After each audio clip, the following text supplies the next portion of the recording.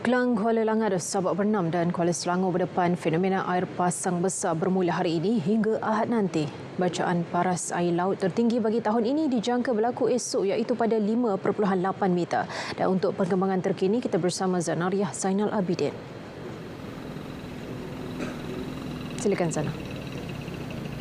Baiklah Nurul, perkembangan terkini saya bawa ke anda mengenai fenomena air pasang besar yang berlaku di pesisir pantai barat Selangor yang melibatkan daerah Kelang, Kuala Langat, Sabak Bernam dan Kuala Selangor, di mana saya ketika ini berada di pantai Sungai Lang di Sabak Bernam. Bagi mengetahui situasi terkini, kita terus saja bersama dengan Tuan Samsul Ma'arif Saibani yang merupakan Ketua Bomba Zon 7 Sabak Bernam. Selamat pagi Tuan. Alhamdulillah, selamat pagi.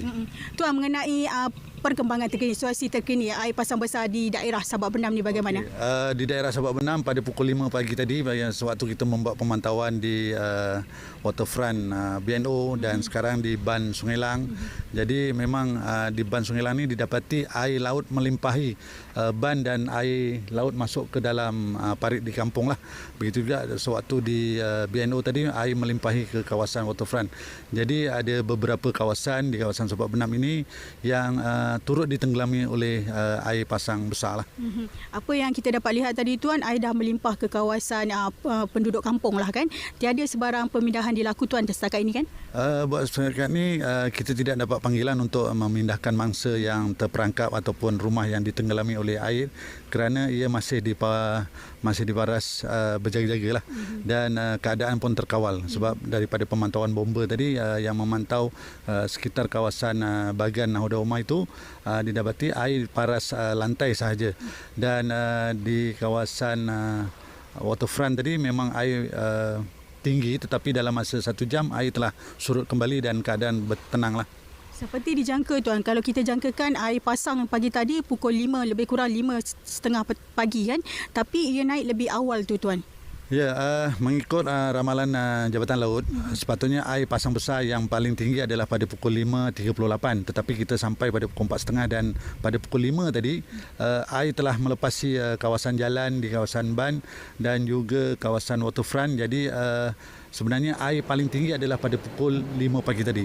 Jadi begitu juga nanti pada petang ni dijangka pada pukul 4.30 hingga pukul 5 air pasang besar akan naik semula lah.